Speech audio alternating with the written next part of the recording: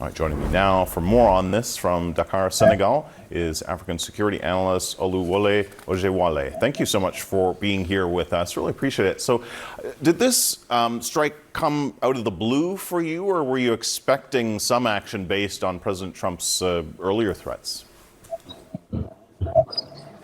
Thank you so much for having me. I think on the basis of the recent interaction with the United States government, in which the National Security Advisor of Nigeria has visited the United States, and even members of Congress have also visited Nigeria, we do expect that at some point this security cooperation is going to manifest in the way it has manifested in the last couple of hours, even though I think it came as a surprise to many in the country.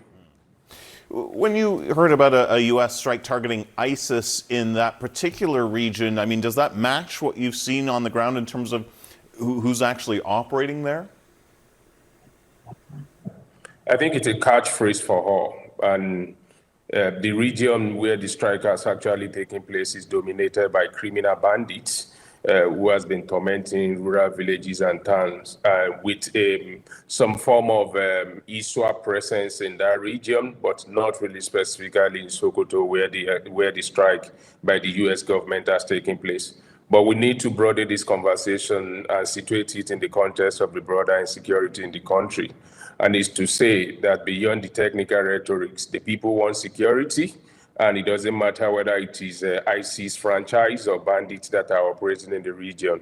They look forward to any form of government intervention rooted in security cooperation like this to root out those form of insecurity, regardless of the element that are perpetrating the violence in the region.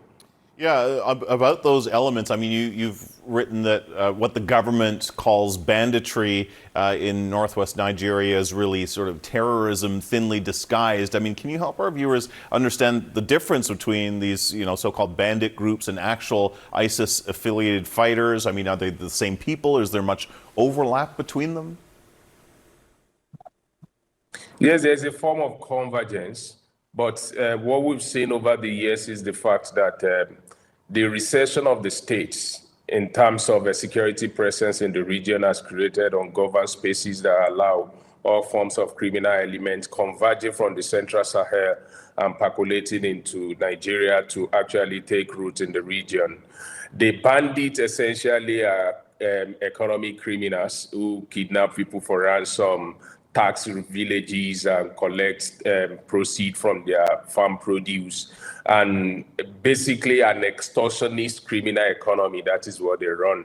But the other terrorist group, the jihadist movement in the region, are strictly ideologically driven and connected to some jihadist network globally. But, like I mentioned, the geography of the region, the forest, the recession of the states, limited state presence in the region has created a room for convergence of the different criminal elements in which they are also engaging in some form of arms trafficking and aiding each other in terms of logistics. It makes for a very complex mess from a security point of view. President Trump framed this strike as protecting Christians, but we saw just yesterday there was a bombing at a mosque that killed worshipers on Christmas morning. I mean, you've documented how violence in the Northwest affects everyone. Explain that for us. Yes, this is where this really exerts some serious domestic concern. It raises some serious domestic concern because President Trump's binary framing of the issue as attacks targeting Christians does not resonate with the reality on the ground, particularly the Northwest region where this particular strike took place. Is a region dominated by more than 90% of Muslims in the country. And there's a way in which this is viewed in domestic environment as maybe it's a targeted strike that is trying to maybe attack Muslims in the north. That is the domestic framing that a lot of people have given to this.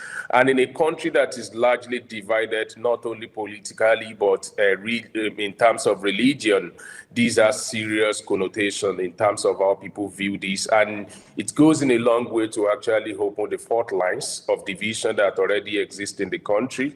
And I think President Trump's framing of the issue, like the save for the the statement from the African Command and the Department of War frames it as something that makes Nigeria to look like a passive participant in the security provisioning in that region, because it precludes any form of security cooperation that Nigeria also provided to probably underget these strikes that are taking place. And I think that is what the government will be dealing with this morning now in the country in terms of probably issuing counter press statements. It's luring them into what I would describe as information warfare, really.